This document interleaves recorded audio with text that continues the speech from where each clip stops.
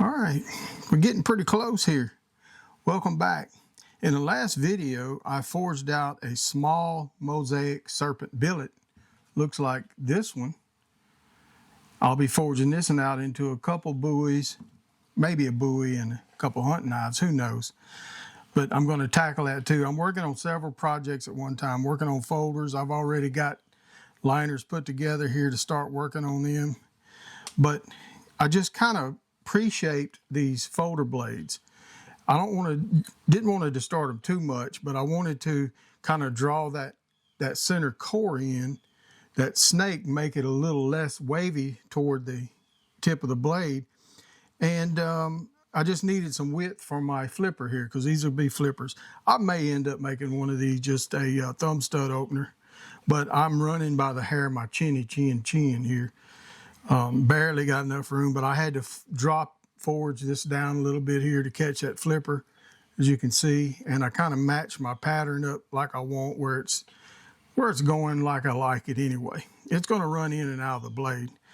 So what I'm going to do is get these profiled and surface ground to thickness pretty close, and start laying out everything to get heat treated, drilled, get the pin tracks cut. I know these are not the most popular videos, these folder builds, but it's what I'm working on. Bring you along. I know my patrons like them. Some of you do. And hopefully you pick up some techniques about, in general, knife making, bladesmithing, what I'm doing here. And, you know, even if you're working on folders or not. But I will be dropping back on these. I will be making some bolsters for these. I've got some bolster material here that's also mosaic. And we'll be making some more Damascus too, because I have a lot of stuff to work on here. So I'm gonna quit jabbering, get these marked out and profiled.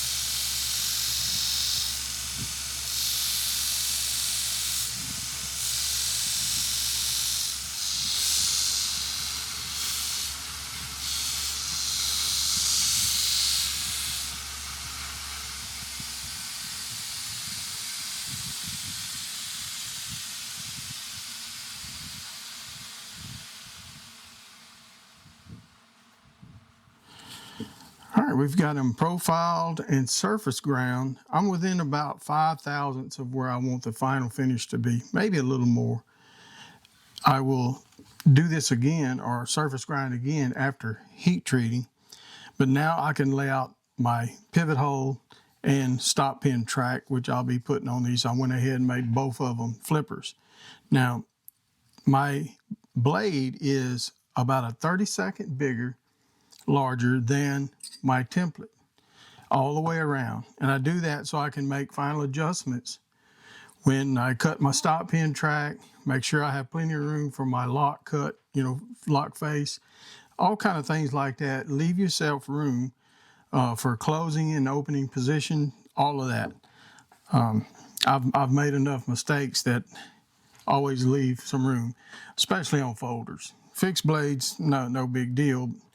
There's other reasons why you may want to do that. I just won't get into that right now. But I also have another bar of steel, some stainless here that I will be making some more folders out of. I've got to make 3 clip point folders out of the stainless, and I'll have a couple Damascus blades. I've got to make bolsters. I've got bolster material here, but I've already got the frames glued up, or the liners for the liner locks, and I've got to cut out some frames because a couple of these are going to be frame locks, and the titanium is over here behind me.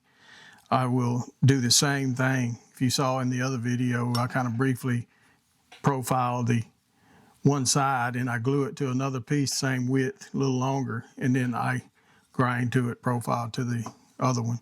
And I do the same thing, leave more room. Now, I hope you don't mind me taking a little time. I wanted to take some more time when I was forging these blades to show you what I wanted to do was kind of force the pattern, not distort it too much, but kind of make it less wavy going up to the point. And also I had to draw down the part for this flipper. And that way I could keep the pattern narrow here and just widen it here at the back. Otherwise, I lose too much pattern and the snake goes off quicker. I wanted to try to keep as much of the snake in there as I could. And I'm still going to lose it off of the blade a little bit, but that's not a problem.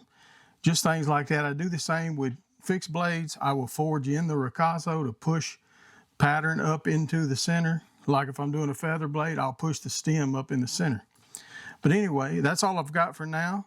We'll pick you up on the next one right here. Thank you for watching. Thanks to my patrons.